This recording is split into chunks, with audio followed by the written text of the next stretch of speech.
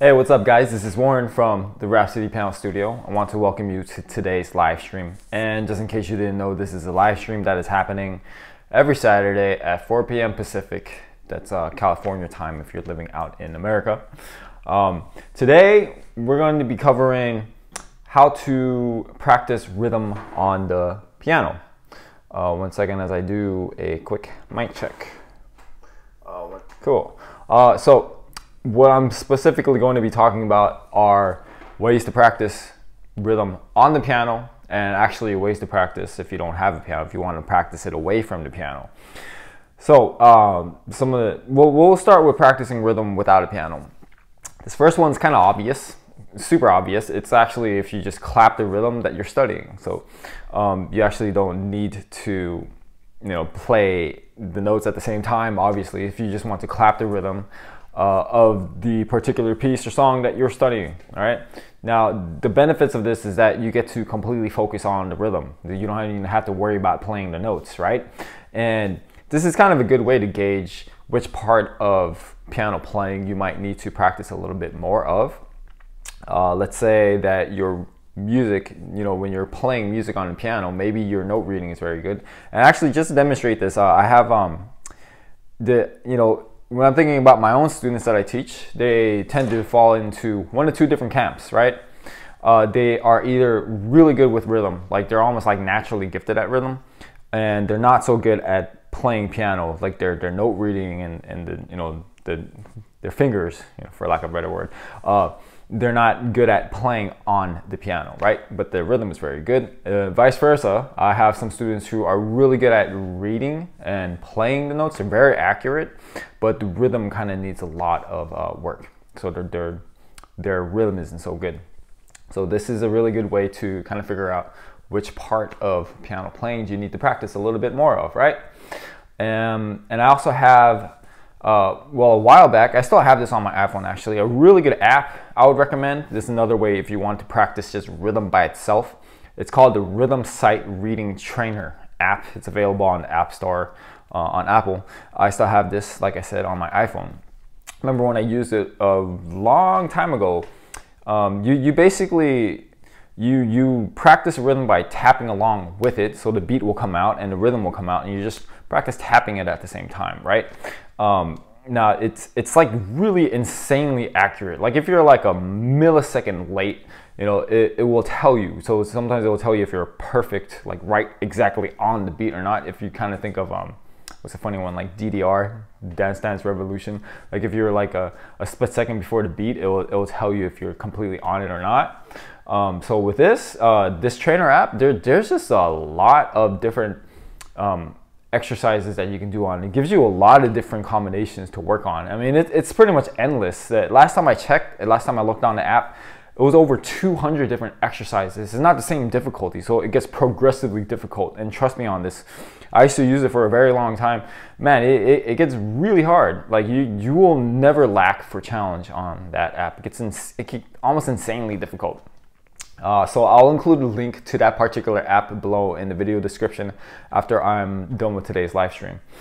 Now the third way I recommend, and this is probably the most popular method that I recommend to the students, especially students in my that I'm teaching piano. Fly, get out of my face.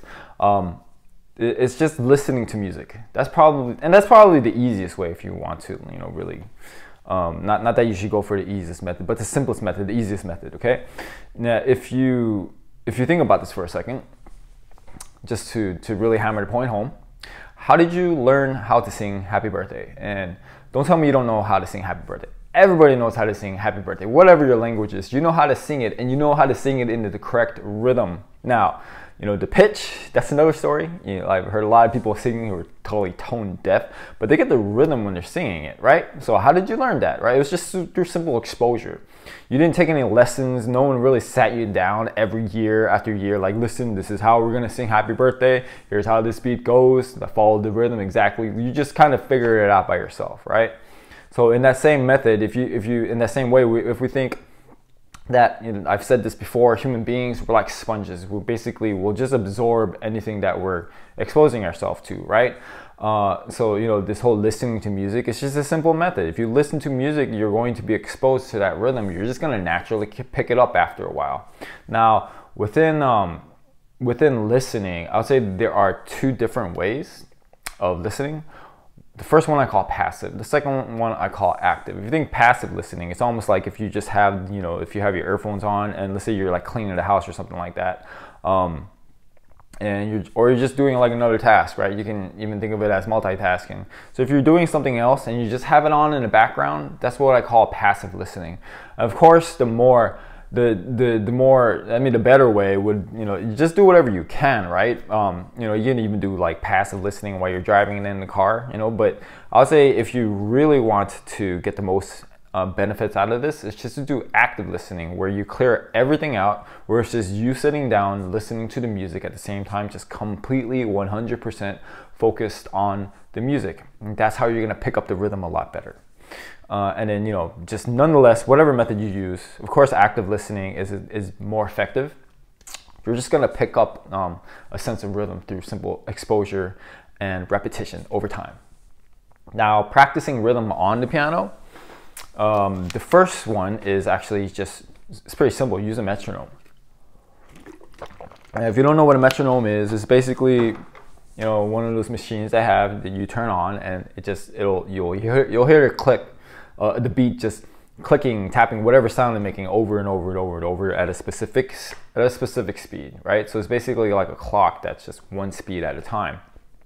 Think of it as an adjustable clock.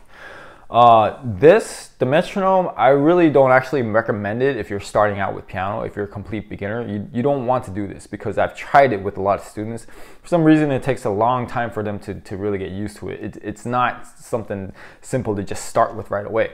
And in fact, if you've seen the videos that I use for the Faber Studio Collection series, the pre-time level and the playtime level, beginning and, you know, easy level, you can hear in the video that I just put it on in the background. Sometimes I have some viewers complaining like, why does it have that annoying clicking sound in the background? Well, that's because the students had a hard time doing it at the lesson. So I just put it in the videos because after a while, they kind of subconsciously pick it up. So I think after about half a year or so, or something like that, maybe a year for other students, they're finally able to kind of use the metronome on their own while they're practicing, okay? Now, the reason why you want to use a metronome is because, you know, if you ask yourself this question, are you a naturally gifted piano player? Do you have natural rhythmic ability or not? Because I'll tell you, even for myself, it's frustrating, but I have to admit that I don't have a natural sense of rhythm. So when I practice literally like 100% of the time with a metronome. You know, there's no way around it. I wish I didn't have to use it, but I've always had to use one. And then I noticed when I stopped using it, my rhythm started to get worse. It's just, you know, the simple phrase is use it or you lose it. And it's the same thing with, you know, when I'm practicing with the metronome or without the metronome. There are some people that I've met, a lot of music professionals that are super just like gifted with the rhythm. Actually, my wife is one of them. Of course, she's had professional training ever since she's a little kid. So how gifted or not, whatever, right? But she's done this seriously ever since she was a kid. I like hardly ever hear her practice with the metronome. And anytime she does turn on the metronome, it's just basically to check the beat to see if she's playing the correct speed. Kind of, you know, as for me, like I'm practicing with a metronome 100% of the time. And in fact, I remember, you know, I used to be embarrassed about it, but really not anymore. One of my previous teachers, she's pretty much like a concert pianist, like, you know, that's one of the advice that she gave me when I was studying with her, and she even admitted it herself. Always practice with the metronome. This is someone who's succeeding at the concert level, okay? And the last kind of example to give about using a metronome, it's, you know, actually two of them, right? One is like, if you choose to practice without a metronome on the piano, that's just physical practice. Like there's really no way to know if you're actually rhythmically playing correctly or not. So physical practice does not equal rhythm practice, right? And the last example I want to give about that is if you think about if you're a carpenter, if you're doing something like carpentry, right? Carpenter has tools. They have tools to measure them, whatever it is that they're measuring, right? Like a ruler, a tape measure. Like I would not want to hire a carpenter that did not measure specifically what it is that they were about to cut. So you want to think of that as, if you're not using a metronome, you're basically like a carpenter without any measuring tools. Not a good idea. Then the other way, and this is another way that I recommend to my students, is like if you want your rhythm to get better as well, if you're having a hard time with the metronome, or if you want something extra than like another way to practice, I tell them to practice with my video tutorials at the same time. It's good, especially if it gets too complicated or if it's just getting too challenging, you honestly have no idea what's going on. Or even if you're, let's say, some of my complete beginning students who have a really hard time practicing picking up the rhythm, it takes the guesswork out. It's like you don't always want to challenge yourself every step of the way. So for them, it's good. They just hear the rhythm and they simply play along with it. Then over time, their rhythm and playing, they kind of naturally progress together. So that's another thing that you could do as well. Some last words about this is that the better you get at the stuff, the more complicated, rhythms and, playing, and just in playing in general, right? You might have to learn a little bit of theory. I had a last video, I think my last live stream, where I talked about how music theory can be bad. But at this point, you have to learn a little bit, and I don't mean theory in the sense that you have to analyze it. What I mean is it's just enough to basically pick up the very basic value of notes. Like you need to know what a quarter note looks like. You need to know what a half note, a whole note, eighth note, 16th note, just basically so you can recognize and identify the notes on the printed page. Just basically, the symbol things. So you can see what it is, you recognize it, okay? It's like basically learning the letters of an alphabet and learning to read it from left to right. Yeah, the other thing I recommend is what type of music to listen to. I would say, just of course I'm naturally biased with this stuff because I'm classically trained, right? But I would say you want to stick to classical and jazz music, not only just when playing, definitely with the rhythm, but just if you just want to, I could probably do a whole nother separate video on this, but if you want to study two specific genres, that's what I would go with, classical and jazz. It's gonna get you really good as fast as possible. Reason why you want to go with classical and jazz is just, again, my opinion, but a lot of other people's opinions too. I think these two genres represent the highest art forms when it comes to music. You're not gonna find anything more artistic or challenging than that, just the complexity of not only the composition and the writing and the notes and stuff that you have to play, right? But it's just the rhythm, the rhythmic complexity of it. You're not going to find any other more challenging music with the rhythm if you go with other genres, right? Because if you study these genres, the classical and jazz, both of them actually, because they're both a little bit different, right? If you study these genres, there's no type of rhythm that you're going to learn that you have not seen, that you have not played, that you have not heard, okay? All right.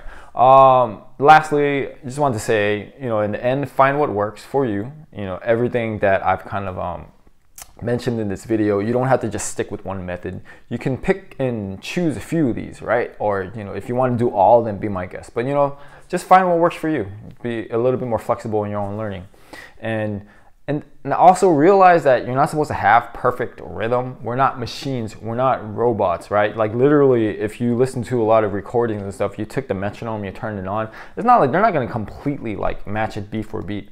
Studio recordings and like music film, that's a whole nother story. If you've seen studio musicians work together in orchestras, they do have they have the headphones on and they have like the metronome beat going on at the same time. But that's because that's a specific recording, right? It's not a live concert. If you listen to live concerts, it's like they're not going to be exactly 100% on beat all the time. So yeah, we're not robots. Don't treat yourself like that. Don't kill yourself if you can't play with a completely perfect rhythm. Okay. So that's it for today. I want to thank you guys for watching. If you got something out of this video, if you have any ideas for future videos or any topics you want me to cover, please let me know. Please like, subscribe, share, comment on this video. Thanks for watching. See you guys next time. Happy practicing.